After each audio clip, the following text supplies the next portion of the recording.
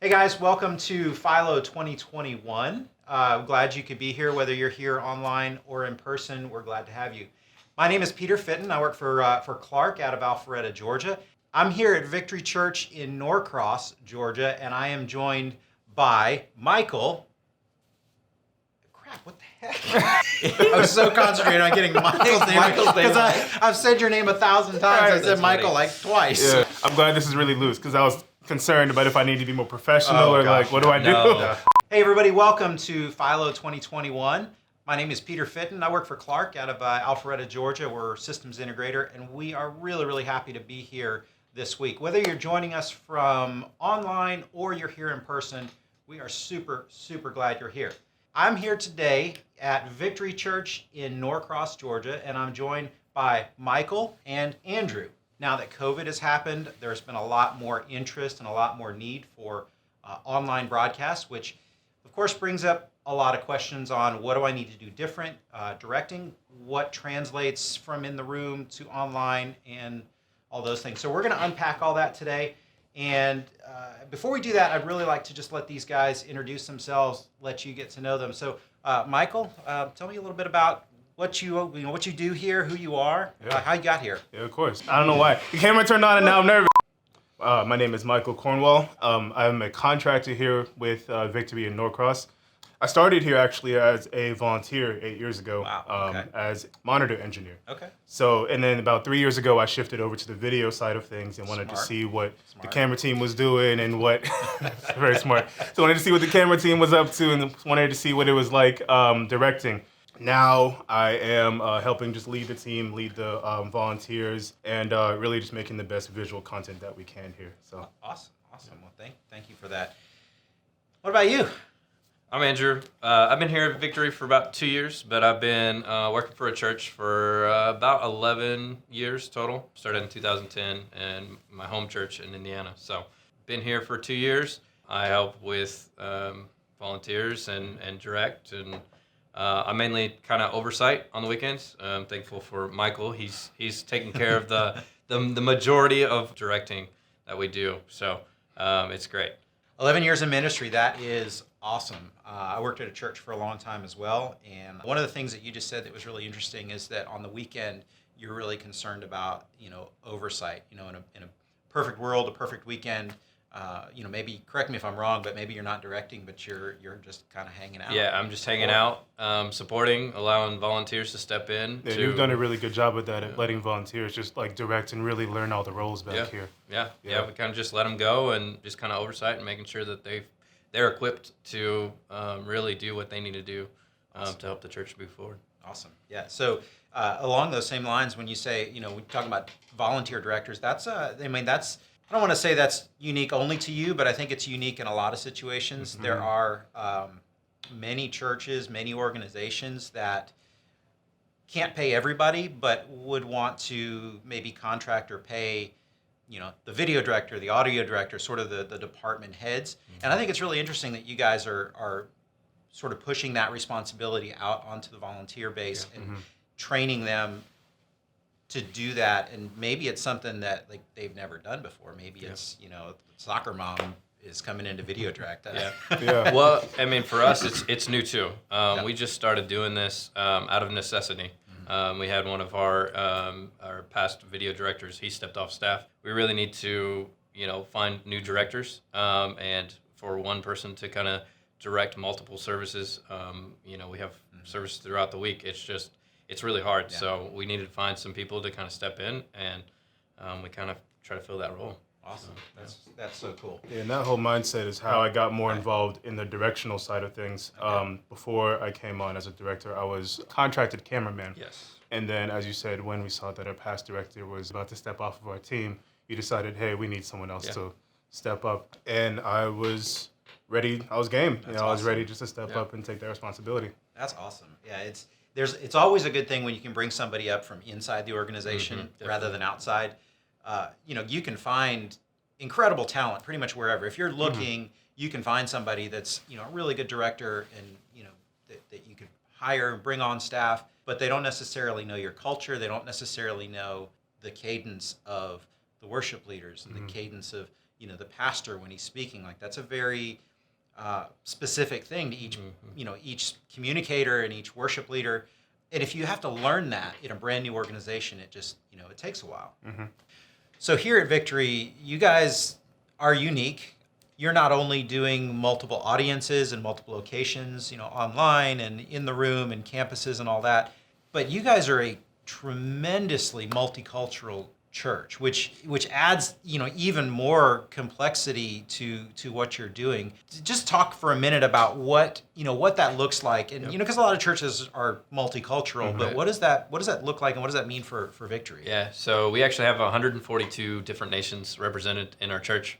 Wow. And that's membership. That doesn't mean that people from different places are watching online, in a different variety. But that's membership. We actually have 142 different nations documented. It's pretty funny because we actually put some of the nations in the teleprompter to start off the message. Cool. So they're introducing. So we try to throw in some that the pastor may not even be able to pronounce sometimes, just to throw them off a little bit. So yeah, it's always fun to hear those, to see how far our reach can go. They may be missionaries, but they're probably family members from some of the congregation that we have here. So it's pretty awesome. So being a multicultural church and being so intentional about that and having so many different nations represented and cultures, does that affect how you program the service? Or rather, should I say, how does that affect the way you program the service and the way, maybe even the way you shoot the service? Yeah, so we are actually very intentional about showing how a congregation looks on the platform. We have every color represented on the platform, and we intentionally integrate them in a way so it's not like we have just one group of people on one side and one group on the other, but like, hey, we're one big church, so we want to show that we're all together, it doesn't matter what we look like, where we come from, we're all just one body in Christ. Color, nation doesn't matter. As it relates to our team, there actually in some cases have been like a language barrier almost, because for some folks, English just isn't their first language, and that's totally fine, but we have to learn how to communicate to those people so we can all reach the vision that we kind of have together. So I think he kind of hit on it, is one of the biggest things. We live in Gwinnett County in Georgia. It's one of the most diverse counties in the nation. We had the Olympics here. That brought in a lot of different nations. That's something that we want to show on our on our broadcast or online, or we want people to see, hey, it's not just white, it's not just black. We're a very diverse church, and we want to be able to show that online. So I'm going to kind of jump in. We're here to talk about today directing for multiple audiences. It's something that I think we've in the church been doing for a while, and I think it's something that has grown out of necessity, but I don't think we talk about it a lot, and I don't think that there's a lot of support and knowledge and information in doing that kind of directing. And it's a lot to ask for one person to do two completely different simultaneous cuts. Sure. Directing cameras and cutting for two different locations. That's a big deal, and that can be really difficult. And what I've noticed over the past is the more you can plan, the easier it is in the show, in the service. But we all know that we don't have a whole lot of time to plan often. There's a lot that we have to do during the week. There's there's always stuff to be fixed. There's stuff that's broken. There's volunteers that need to be scheduled.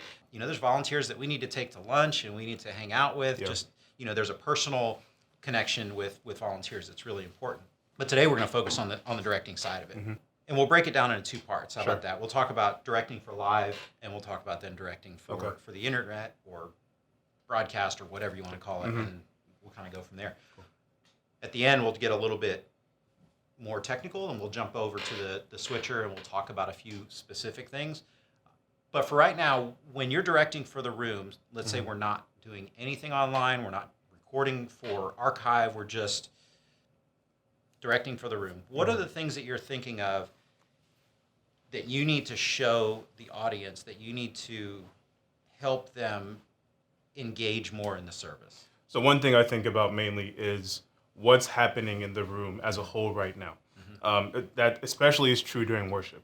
I'm thinking of, okay, are we in a more fast praise song? Are we in a much more slow worship song? How does the room actually look? Is the congregation engaged? If someone's in the front row, we got to show them what's behind them. We got to show people in the back the things that they can't see in the very front on stage. So I'm thinking, okay, let's say we have a worship leader who's raising their hands. They are going after it entirely during worship. I want to see that, and I want everyone in the room to see that, hey, we're actually going for this, like we are worshiping a God that's alive, that's real. So that should be seen. I'm also thinking, hey, if we're hearing something that's pretty important, we should probably see it. So if there maybe we probably should just a little bit. So if there is like an electric guitar solo, if there's a drum spot coming up, if there's a singer taking a solo or really like big note, for example, I want to see those things and feel the impact of it as well, because those are there in the songs for a reason, right? Going to the message portion, I want the people to feel the weight and the importance of what the person on the platform is saying. If it's a more intimate moment and they're talking more about like you, we are talking about like you and God wants to impact you. I want that to be a tighter shot, so that way you see more of the person's emotion. You feel more connected to the person on the stage when talking about like, hey, God wants to impact you or whatever it is. If it's more kind of general and they're talking, looking out here, looking out this way, and talking to the whole room, I would take a wider shot, thinking like, hey, it's not as focused on a singular person. You know what I mean? Yeah, so absolutely. Those are kind of the mindsets I go after when cutting in the room live. Excellent, awesome. So you had mentioned about emotion, Yes. and when either the worship leader or the pastor is saying or singing something that's heavy or very pointed, direct, coming to the end of a point, coming to the end of the sermon, that kind of thing, and capturing emotion. That's really what we're trying to do as directors, because you get back 10, 15, 20 rows. And it's hard to see. Like, you can see the pastor, you can see what's going on, but to connect with the emotion of what he's saying is a little bit more challenging. And we all know that the majority of communication is not your words, but it's how you say them. Exactly. And how your expression, your emotions that come through your face and your eyes. So that's I'm glad you said that, because that's a huge point. And that's something that a director can really concentrate on, regardless of what situation and what type of equipment they have to work with, because you can accomplish that with one camera and no switcher. But I'm sure our people out there that are watching would be really interested to know how you guys are shooting your service.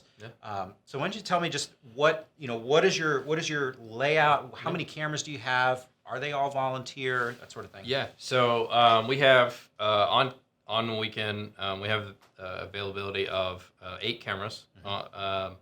Mainly 6 in the room, and then we have 2 for online. So yeah, this is actually where we're sitting right now. Is this is our online production suite for just online.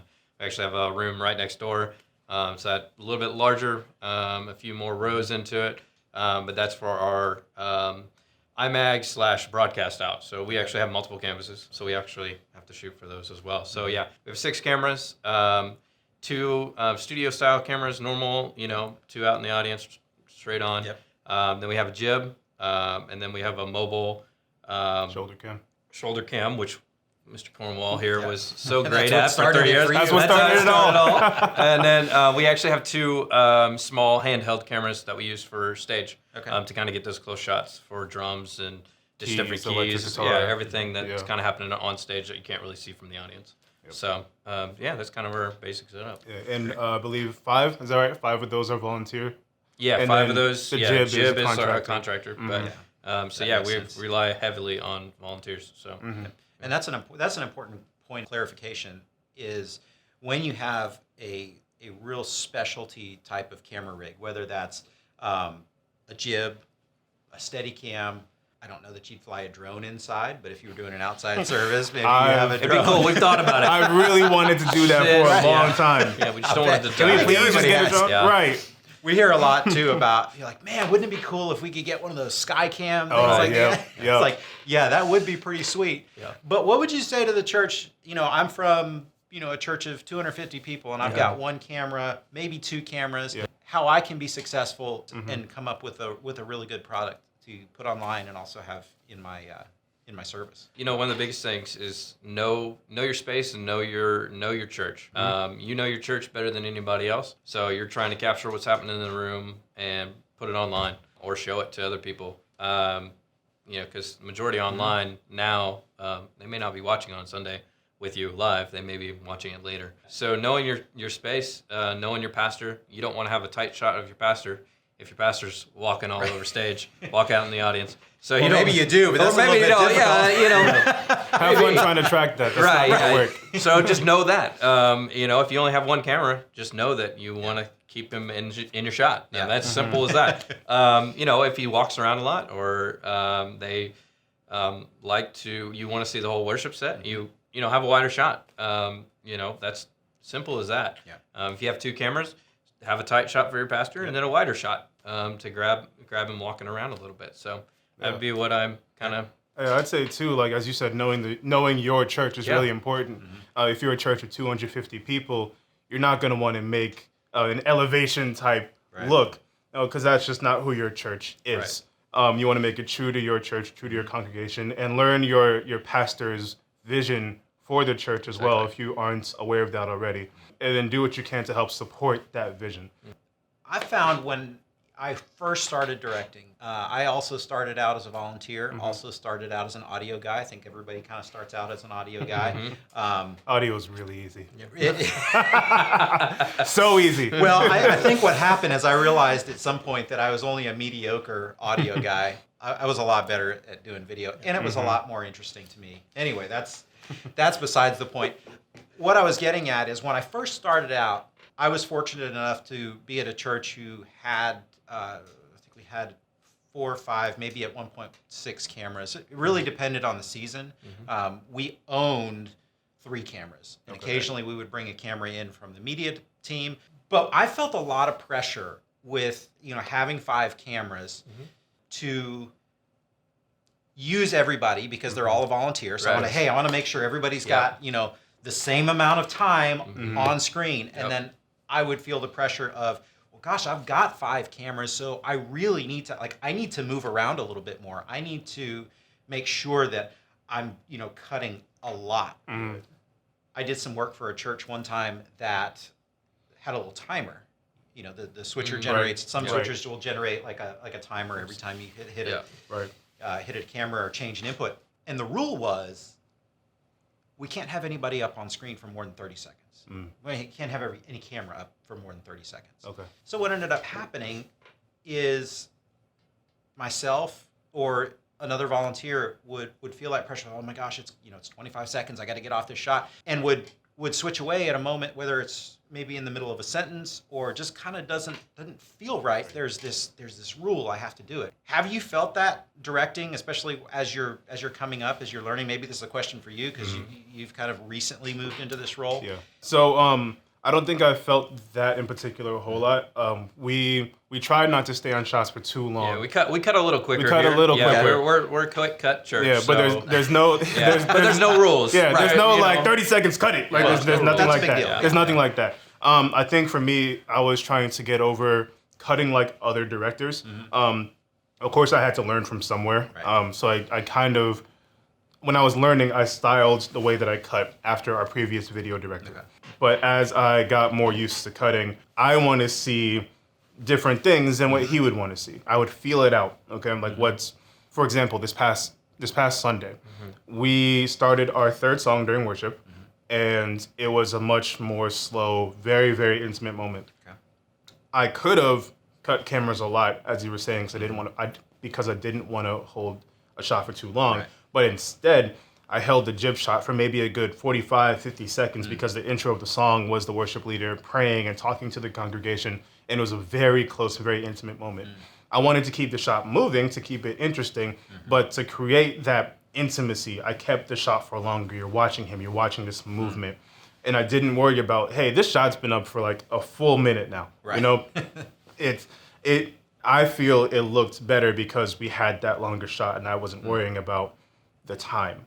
Now for the message, I keep it moving a little bit more. Again, unless, like I previously stated, there's a connection being made from the person on stage to the congregation. So, yeah, we don't have any, like I said, we don't have any rules. We do like a little bit quicker. But yeah, like he said, we're kind of feeling out the moment. Yeah. Honestly, you know, if it's if a guy's talking directly to a camera, we call it talking down the barrel. You know, you're talking. I'm talking directly to you right now. We want to make sure if the pastor's looking at a camera, I don't want to cut to a different camera. And then one, we have the little red light on there too. Yeah. I don't want to distract him on that. Yeah. And two, I don't want to cut. You know, if you're watching online, I don't want to cut away from that. The majority of your audience may be online, you know, because you're not unable to meet. So, you know, I don't want to be distracting to them, and also don't want to be distracting to, you know, the pastor as well. So, and there's sometimes where, we may be on a shot for 5 minutes in a message, because he's talking directly to, you know, you. And that's okay. And that's okay. Perfectly, it's fine. You know, we're not, we have 6 cameras.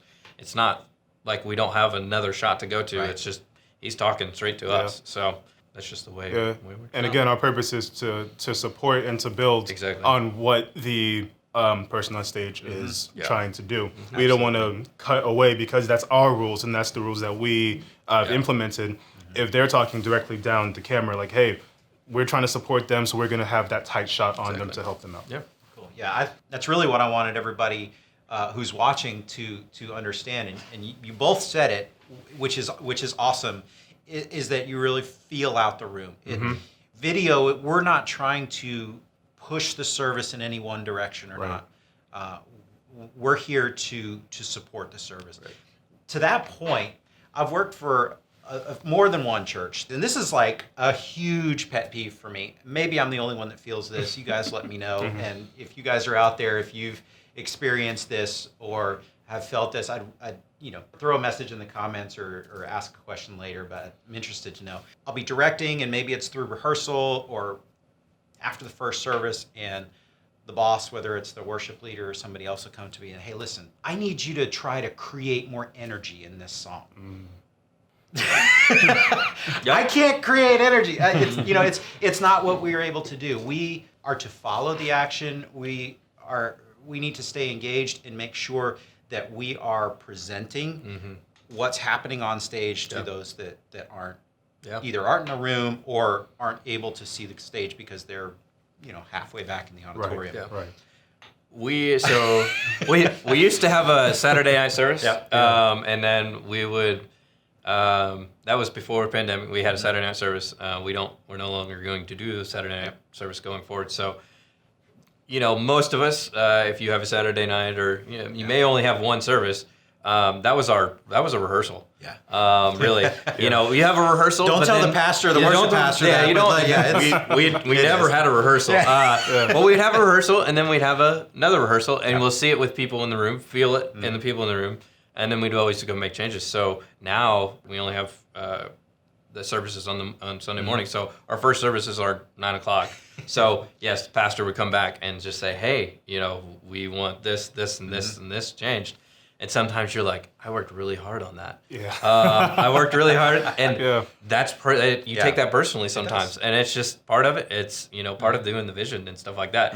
I'm a buffer for a lot of that for our guys. So I kind of, all right, how do I get to once I process it in my brain, I get to tell them, or they get it told directly to them sometimes, overcome in the moment. That may be the thing too, is the pastor may walk back here in the moment and tell us, hey, I don't want this, or hey, I want this. And it's like, how do we make this work? So especially on a Sunday when our turnaround time between services is about a half hour. Yeah, half hour. And they want a lot of changes. So it happens. It happens everywhere.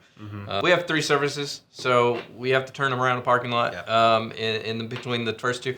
That last service, it's free for all. We'll go 2 hours if we need to. We got you here. Why not? They're going to keep on going. We have no reason to stop this at any particular time. So we just kind of flow as, the Spirit leads us. That's kind of how we're rolling as a church. And that's a big part of what we do here at Victory is, if the Holy Spirit's telling Pastor something, that's where we're going with it. And, At my last church, it was a lot different. We were Structure. Yeah. structure, Yeah. time, Yep. get your time. We definitely had those moments where, I'm not going to hit my time here. I Right. know that. We're just going to go for it. But we were much more structured. Here at Victory, we're much more, we have a producer that's pretty much sitting next to our pastor, and they're telling him, and the producer's telling us right to our ears, hey, we're changing this on the fly. Yep. So, we experience a lot of that. And are we happy about it? Sometimes not. Sometimes, we feel it too. Pretty much everything we've been talking about for the last few minutes can be summed up with what we're trying to do is follow what's going on in the service. We're here to support the pastor. We're here to support the worship leader. Yeah. And so I think that's great. And that's encouraging, I think, to a lot of people out there who maybe aren't in a situation where they have 2 control rooms and multiple, 6 cameras, but they're still able to feel the room and feel what the pastor's saying or feel what the worship leader's saying. Let's dive in a little bit to the worship. That's one thing. There's a little bit of tension because the message is what people have come to hear. Like the message is the thing, like the message is why we're here. The message is the most important part of the service. But at the same time, as directors, we tend to concentrate a little bit more on the worship music. And I think that's for 2 reasons. First, it's a whole lot more fun to direct because there's a lot more going on. You can really get into the music, you can feel it, and it's really cool. And the second thing is that's really the part that we have to prepare for. So that's the thing where we're going to listen to the music ahead of time. We're going to start thinking in our head like, all right, well, I'm going to do this shot here and I want to do this here. And so we're a little bit more personally invested in that. Would you agree with that? I would agree, yeah. So as we're shooting worship, the most important thing that you can do to ensure that you have a really solid, clean service in terms of directing is to know the music, know the service, know the service flow. We all get the rundown sheet, but it's also good to know what's going on, to understand and anticipate what's coming next. Along those lines, what is your process for preparing for a weekend, and how do you? Is it the day before listen to the music? Is it something that you guys do a lot of the same music, so you just know? How do you manage that? Sure. So usually I prepare for a service starting on Thursdays. Again, our services start on Sundays, but I prepare most things on Thursdays. So that's loading lyrics. That's making sure the switcher has every correct macro and name loaded and all that stuff. Those are also the days that I listen to the songs. Whether we've done them or not, I listen to them at least once through. Awesome. Just to make sure, okay, like I, one, remember what song this is. Right. But 2, in case, because A lot of songs have the same a lot of name. songs are the They same. do. Same They're band, really similar. They Really sound similar. really similar. But I always listen at least once through, especially if there's a new song I listen definitely more than once to get a feel for That's huge. how I want this to be cut. I'm also thinking of, as you said, the shots that I want to use. Okay, there's, drums are important here, lyrics are important here, whatever. I'm thinking about all of that ahead of time. I don't go into a service fully blind, Right. because then it just feels unprepared. I feel unprepared, and then the shots will reflect that. Right. And then I'm not getting or at least I feel like I'm not getting not the engagement necessarily, but there's almost like a disconnect between, again, what you're seeing and what you're hearing. All right, so we've talked a little bit now about directing in general. So directing for the room, that's really what we spent the majority of our time on. But the purpose of this session is to talk about directing for multiple audiences. And particularly, we're talking about one person directing for multiple audiences. You guys are really fortunate in that you have 2 separate control rooms, one for kind of everything in general, and then another one that's specific to online broadcast. I would say that there's probably more people that are doing 2 different cuts that don't have that luxury. Take me through what you're thinking when you're directing for both the room and online? And specifically, what do you do and how do you manage when they need two different things, two different shots, two different graphics, whatever the things are? Yeah, they definitely. need different. Well, first, when let's say we're in the message, that's the main time I'm cutting separately for the room and online. For the most part, I'm cutting specifically for IMAG for the room. There are moments, though, where, let's say the audience is clapping, cheering, they're getting, they are having a response to what the person on the platform is saying. I want the people at home watching online to hear that, to see that. Right. I want them to see people taking notes. I want them to see the people, again, clapping, cheering, whatever the case may be. In those scenarios, I would take a completely different shot online so people at home can see, hey, like, the people in the room are really getting into this. I want them to really feel like they're there with the people in the room. I think here, for the most part, we have mostly the same graphics. Depending on the situation. Depending on the situation, mostly the same graphics in the room and online. So there's no real difference there. But again, I want the people at home to feel like they're there with the crowd in the actual physical building. Absolutely. So one thing that we have noticed in the church that's probably different from pretty much any other broadcaster, and I say broadcaster because, today, whether you're online, whether you're TV, or whatever your outlet is, if you're doing anything that is outside of the room, and I would say that this is true even for, overflow spaces and, lobby displays, that sort of thing, like you're broadcasting. Now, you might not be broadcasting outside of your building, you might be, but you're still broadcasting. And if you ask somebody who's been in the broadcasting business a long time and they understand, the reasons why you do certain things and take certain shots, they would tell you that IMAG is IMAG, and the only thing you have to, worry about is having a tight shot of the person who's speaking or singing up on the screen, because its only purpose is for the person in the back of the room to be able to see. On TV, if you went back, a decade or two, it would be a very similar, formula. No matter who you were watching, it'd be a tight shot, it'd be a head to toe, and it'd be some sort of, audience shot, whether that was from a jib or a dolly track or something like that. It was a very predictable formula. Neither one of those are really all that engaging for the room. And so in the church, we've sort of adopted this hybrid style of cutting our services, especially during worship, right? So we will have those tight shots. As you've said many times, we're following the service, and if we're at a point where a pastor is saying something very specific, very pointed, like this is the point to the message, or one of the points to the message, we want to make sure we're in there, we can see his emotion, we can really feel what he's saying. But during worship, we want to do a little bit more. We are not creating a presentation that's only broadcast. It's just clean, follows the formula. We're trying to do something that, one, still allows people in the back of the room to see what's going on, to engage with the people on stage. Two, because we're putting lyrics up, because we're encouraging the people who are sitting in the seats, who are participating in the service, we want them to sing along. That's part of worship. And just showing a medium close-up of the pastor or the worship leader for that whole time, it really kind of takes away. It doesn't follow the service, like you've said multiple times. And so, like I said, we end up in this sort of hybrid model. It works for in the room because it helps people engage. And really it also acts as a background to the lyrics, because I would argue that although we have the most fun cutting worship because it's there's so much going on, the most important part of what we're doing is probably the lyrics. Yes. Yeah. You put them in at the beginning of the song, you take them out at the end, and there's not much to it, but that's really important.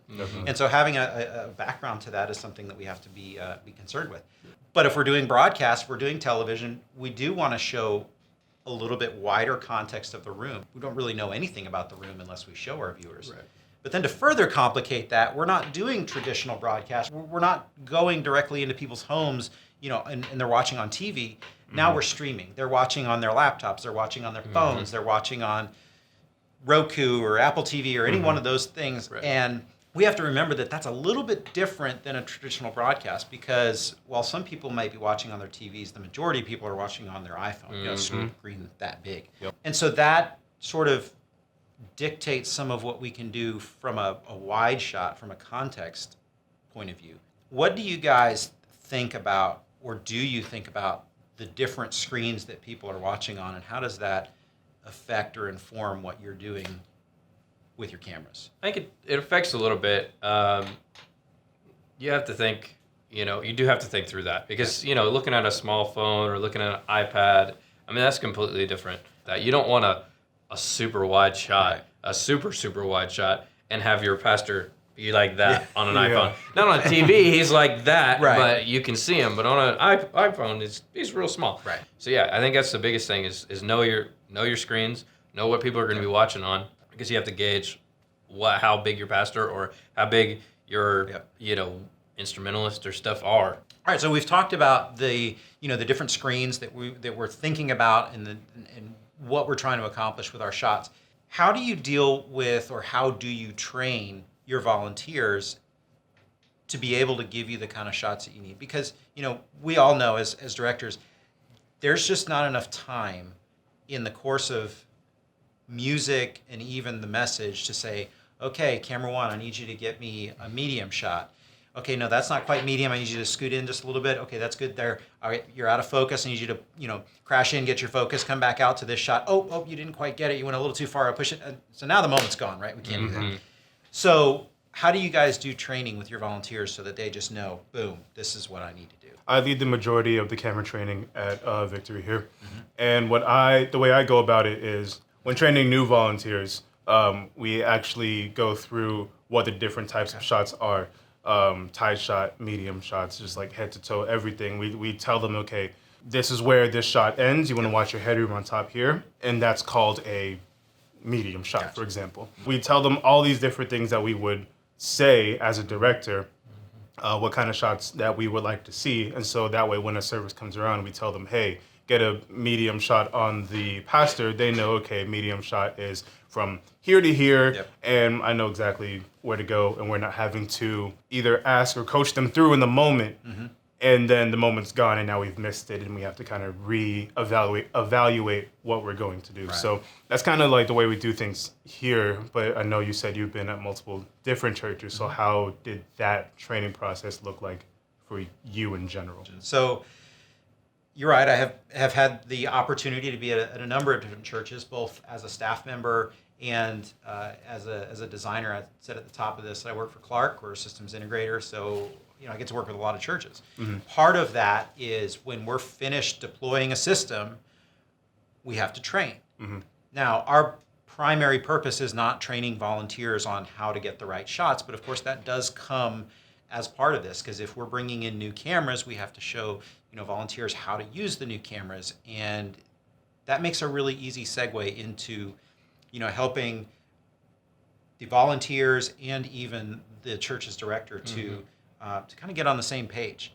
The other thing that I do a lot of freelance work, and so I'll bring I'll come into a church where I don't know the volunteers, they don't know me, we've never worked together, but we have to work together now to put together service. So even if it's not volunteers, even if it's just all professional camera operators, if you can get on the same page from a communication standpoint, it's going to go a lot smoother. I already said that you really can't speak a whole lot. One of the things that I tell camera operators either before a rehearsal or before we start in a pre-production meeting is I tell them how I'm going to call the show, like how I'm, the cadence that I'm going to use and how I'm going to, order my words even. Because that's important, because everything is so quick, especially in a fast song. Right. So I will tell them, I'll sit them down, we'll all be around the table, and I'll say, look, here's the deal. My goal is to talk as little as possible. The most that I can communicate in the fewest amount of words, that's what I'm going for. And so when I direct ahead of time, I'll say to the camera guys, listen, I don't say ready camera one, ready camera two, stand by this, stand by that. I don't. I will call their camera number, and that's a standby. So as long as we're all on the same page, that's okay. So 1, take, 2, take, 3, take. A lot of us are directing and switching at the same time. We're not, not doing a separate director and technical director. So that kind of letting people know, okay, go ahead and make that switch, may not feel like it's all that important, but it gives the camera guys an audio, like an auditory, command. Okay, I'm live now. Even though the majority of them are going to have tally lights, knowing that they're going to be live, or knowing that okay, I heard him say I'm live now. Yeah, that's important. Yeah. So, few words. Right. Talk about it ahead of time, and then I also have, and this is something that I, when I do trainings, when I do online sessions, all this, I have a visual, and I will give this to clients. I'll give this to camera operators, and it's basically just a sheet that's laminated that shows a bunch of different shots, and it's labeled on what I call those shots. So that's that, and then on the back there's just some more graphics that says that, hey, you can cut them here, but don't cut the end of your shot here, that sort of thing. Yeah. And I'll hand these out to clients. I'll hand them out to volunteers. Yeah. If you guys want one, leave me a comment, and I'll I was going to say, is there a place we can go to get that downloaded? That's anywhere? Great. I'm glad you asked that question. So yeah, put something in the comments, and I'll send you the PDF, and you guys can laminate it, cool. or whatever works best for you. Very cool.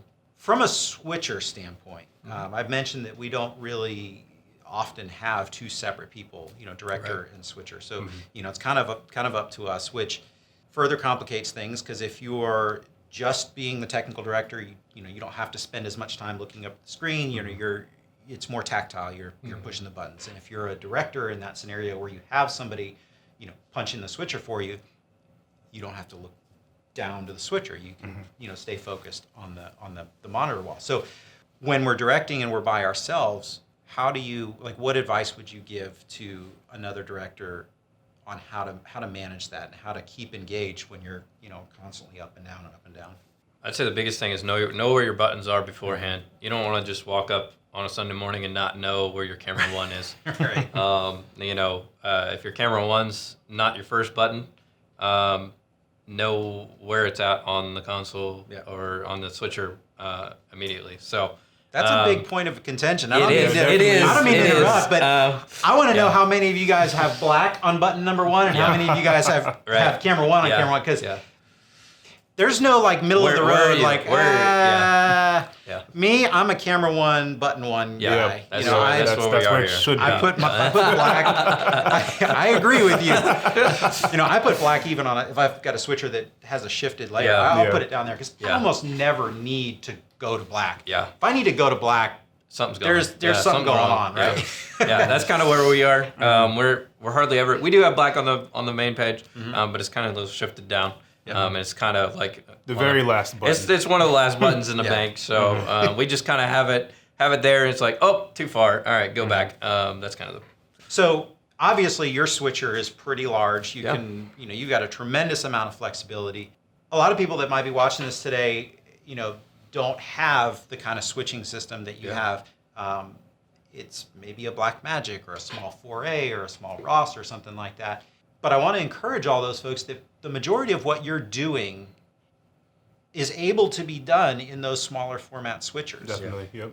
You may have more outputs, but the functionality from a core standpoint is available in most of the switchers that are out there. Clearly, you need preview and program. It's not a switcher without it. Right. I would argue that you don't necessarily need wipes and all that kind of stuff. And you need outputs. And there's pretty much on every switcher that I've come across, there's usually a dedicated program output, but then you have a number of auxes. And depending on the switcher you have, you may have 4 auxes, you may have 24 auxes. How do you guys use those auxes? How do you guys use those outputs? We pretty much all know how you use preview and program. So what are you doing with the other resources? We have multiple outputs. So even in this building, we have 5 or 6 different auxes assigned to this building. So we have our lobby TVs. We have our chapel, which is an overflow for us, and we have our IMAG screens that we're sending out through an aux. We're sending to different campuses. Yeah, to different campuses. We have 2 other campuses. We're sending separate feeds to those guys. We're feeding a lot everywhere. Sometimes we're feeding clean signals. Obviously, we have 2 different rooms, so we're feeding out to the web separately than we are to IMAG. Right. So we'll use 2 different auxes for that. So what's interesting about that, you guys are doing two separate cuts, in the room and for online, but you've got multiple outputs. Yep. So each one of those outputs are either getting the IMAG feed or the broadcast feed. So what then is the advantage to using an aux versus outside of the switcher just using a DA? So yeah, it's mainly flexibility for us. So we're at our campuses, we're using our main feed into an overflow room. Sometimes during the message, they're just wanting to see the pastor, a lockdown shot on their center screen. On the side screens, you don't want to see another wide shot of the room. That is such a great point. So we don't want to take our jib in there. Online, you're not always going to see what's happening in the room. There's people cheering. Well, why are they? Who's cheering right now? Or who's clapping? Or who's saying amen? It's like you don't. It's like I thought I was the only one here with me and the pastor. Right. So it helps. It's kind of builds that community. You say, hey, you're not alone watching this. You're part of many. So that's kind of the flexibility aspect of it. Is we'll use ours. So obviously we have two separate rooms. We'll use some of our cameras online specifically only. So people in the room have no clue that they're being shot online. So I have a little confession to make. I'm not really a video guy. I'm kind of like a jack of all trades, which I'm sure many of our audience may be even the same thing. Probably the majority. So yeah. So what are some things that you guys do at Clark to help us out? Yeah, that's a great question. So obviously there is so many different options on switchers and cameras and all that stuff that that we can provide, that we can build a system out of. It's almost kind of like playing with Legos. We talk about, okay, well, what do you want to build? And then we grab all the pieces and put it all together. With regards to the switcher and the outputs and auxes and all that other stuff, that's not the only way that we can accomplish that. And that is one way to do things. It gives you the flexibility, like you alluded to, in the course of a service. Whatever those outputs are driving, you can just reach up and change what's going there. You made a really excellent point that I think is worth reiterating. If you're doing what we call the virtual teaching thing, where you've got that wide lockdown center shot, and then you've got IMAG on the side, if you're trying to cut for both online and in the room, chances are at some point you're going to have 3 wide shots, one in the center and one on the sides, and that's not super helpful to the people that are in the room who are watching 2 different feeds, because now it's basically the same image. So that gives you the ability then to reach up and hit the button. But not everybody has the ability to have as many auxes as you have. Most switchers have at least a couple, so that can be accomplished. The other thing that is really popular now is the TV on the stage. Right. Yes. That's something that is it's great to drive it with an aux, because can you go straight out of the computer?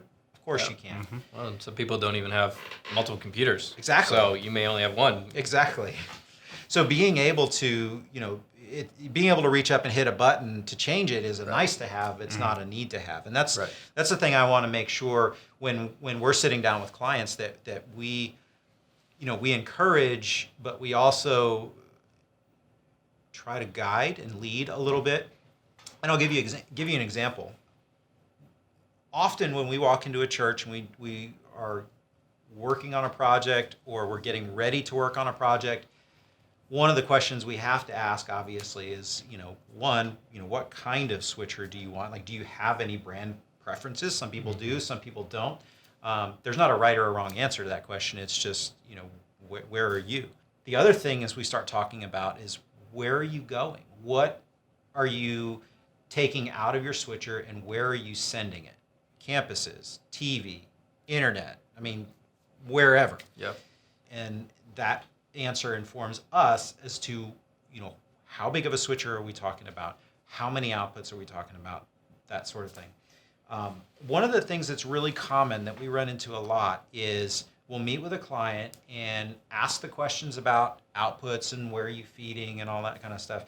And the answer we get back from a switcher standpoint is, well, we're sending to the lobbies, and we're sending to our campus, and we're recording for archive, and obviously we're doing IMAG and whatever. You can come up with 5, 10 different destinations. Right. And there's this thing in our mind that says, oh, well, I've got that, so I need a 5ME switcher. Right. That's one of those things. I think it's really fun that there's so much technology that we use in the church that's common among all of the broadcasters, Right. but we use it a little bit differently. Right. There's very few places where you'll go and you'll see, a director and a TD, or somebody who is the same person, director Right. and TD, switching, multiple services, multiple feeds on one switcher using, two MEs essentially as two separate switchers. Right. Technology is advanced now to the point where we have, multiple auxes. Some switchers have the ability to do transitions on auxes, which means we can fade in and out, which gives us even more flexibility on what we can and can't use auxes for.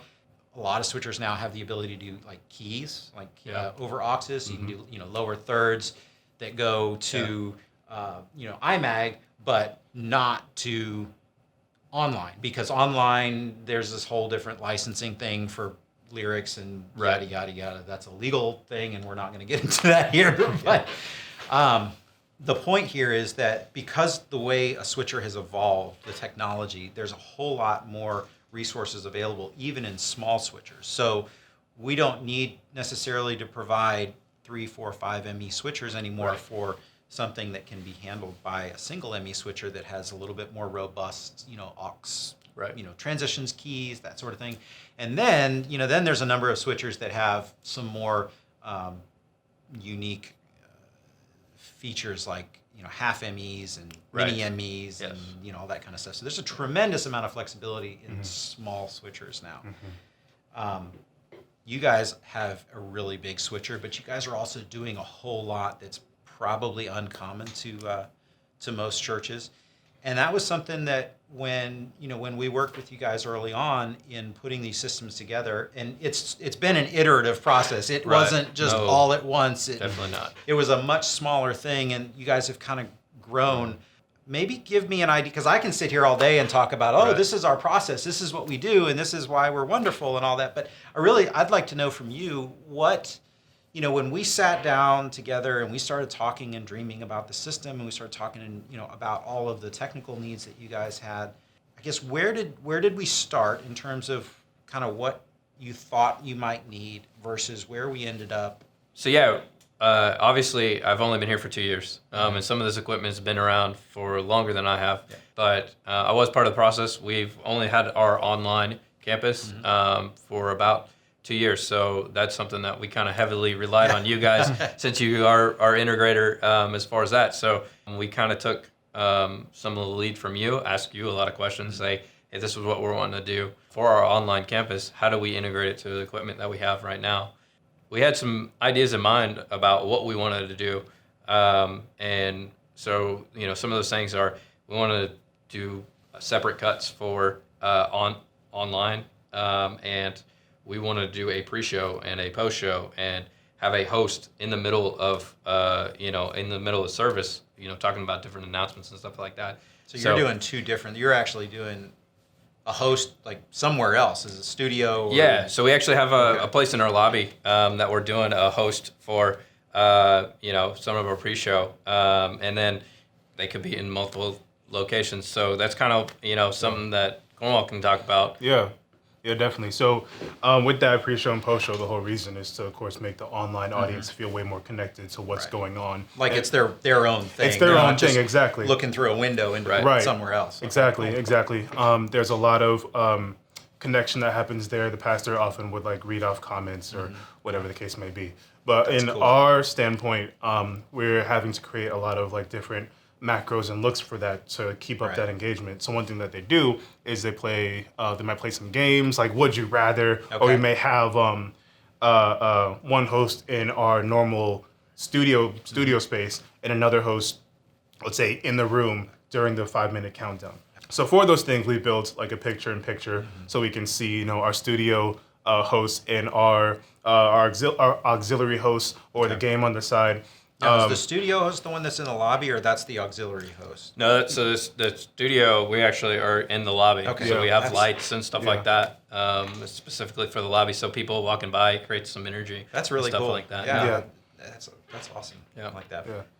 So I think it's really neat what you guys are doing with the studio or lobby host. I think that's unique, and you said it helps really create this feeling of hey, there's something's going on here as people are walking in.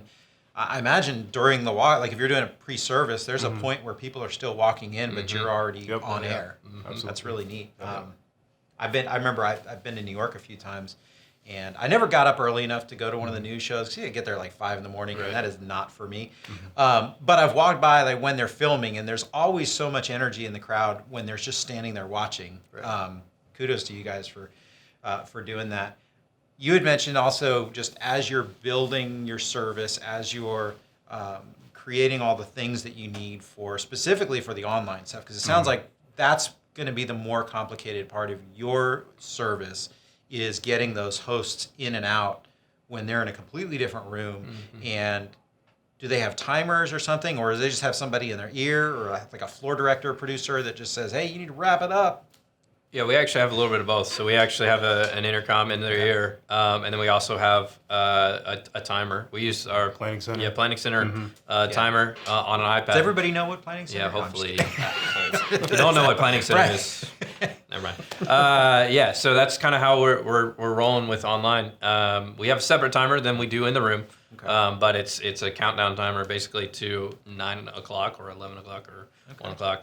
So they know exactly when they need to end. Also hey, let's go, wrap it up.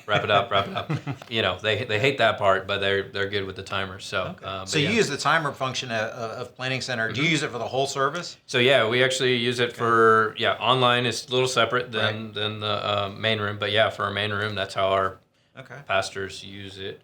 To tell you know It's a suggestion. It's a suggestion. But that's how we navigate our service. All right, great. And is that something like the producer runs? That part of their job is to keep keep the Planning Center running and make sure it matches up with where you are in the service. Yeah. With our system, actually, I think our teleprompter. A teleprompter is running, but yeah, the producer's watching it to make sure that it's where. And when you say teleprompter, you're talking about like the screen on the floor right next to the cameras that.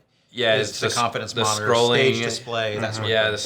the scrolling little teleprompter. Okay, so you guys actually use a scrolling. Yeah, for some of our preachers, or pastors, we have that's their style. They want to. They say it word for word.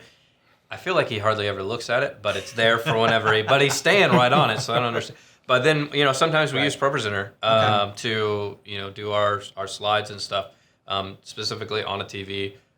Like our lyrics and stuff like that. So, but they're separate from our. They're kind of more talking points from our normal lyrics or graphics. So, guys, I just want to thank you for your time, for your information, your insight. It's been really great just sitting here and talking to you, and I really appreciate it. Do you have anything that you want to share, kind of in closing, wrap up? So you can follow me on Instagram or Twitter. I don't really use Twitter. Instagram. It's at Andrew_Leffler, LEFLER, on Instagram. Yeah, and I'm also on Instagram, not really on Twitter a whole lot. Twitter's different. My Instagram handle is at Marcellus Walls, MARCELLUS_WALLS. I also do church worship photography as well, so you'll see a lot of that there. Very cool. Really good. So, awesome. Well, thank you. I appreciate it. I paid him to say that. I hope this was beneficial for you. I hope it's helpful. As I mentioned earlier, there is a question and answer period directly following this. If you've got questions, throw it in the chat. Like I said earlier, if you want a copy of that the shot sheet that I created, I'd be happy to send you a PDF of that. Just send something in the comments. Say, hey, I want that.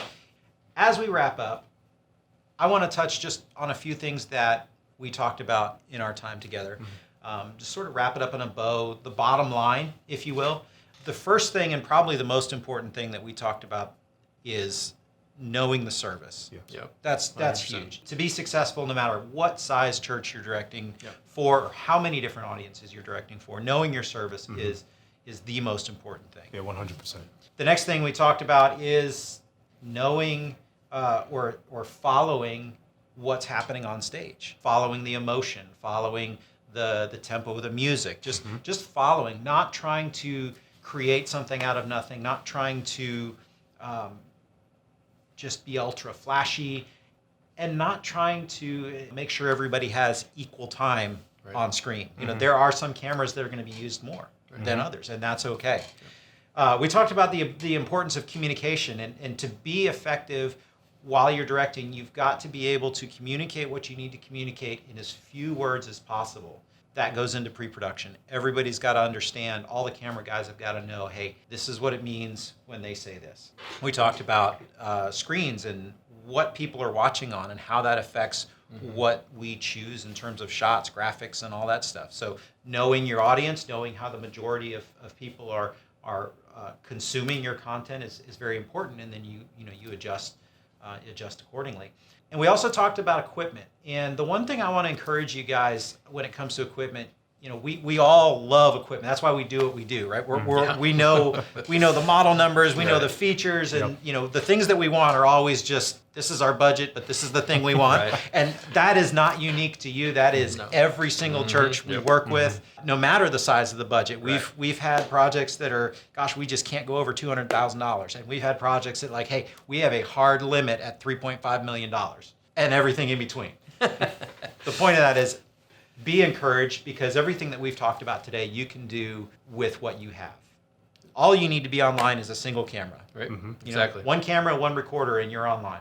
You got anything more than that, that's great. But what you have with your switcher, your cameras, you can be online and you can do a great job. Concentrate on directing. Concentrate on following the action. Concentrate on communicating. Those are going to be the most important things. Also, in terms of equipment, don't be discouraged by what you have. Use it. It's it's there, and even the most inexpensive switchers, think Blackmagic ATEM. A ton of churches use that. Is it the most flexible solution? No, but it has a lot of functionality that is important to what we do. You know, we talked about auxes and outputs and all that. Like, all that stuff exists in that switcher, all the way up to the switcher that you guys have. Andrew, thank you so much for your time. It's been great hanging out with you. Michael, same. It's been really great. We've actually never met, so we get to hang out today. It's been great to get to know you. Well, yes, sir. Yes, sir. My name is Peter again, and I want to thank you guys for hanging out with us, for being part of this discussion. Thanks for coming, FILO 2021. We're excited to be here. Finally, if you've got any questions, comments, please use the chat window. We'll be here after this session for a little bit to answer your questions. Thank you very much.